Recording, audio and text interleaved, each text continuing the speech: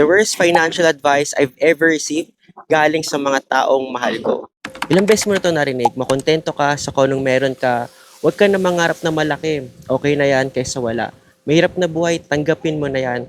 Or mas okay na yung sigurado ka kaysa sumugal ka. Personally, ito yung madalas ko naririnig. Hindi lahat nagiging successful. Swerte lang yan.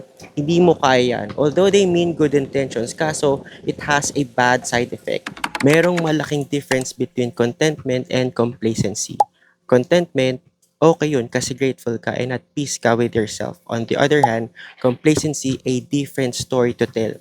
Kasi pag na-condition ka na okay na to, hindi ka na maghanap ng ways to improve your situation.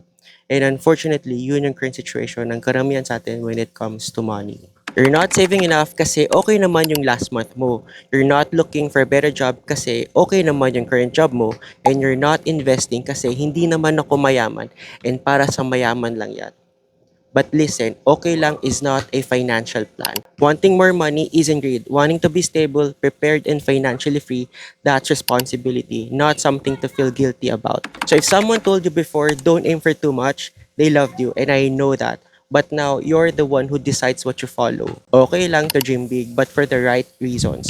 Follow the page, we'll talk more about this.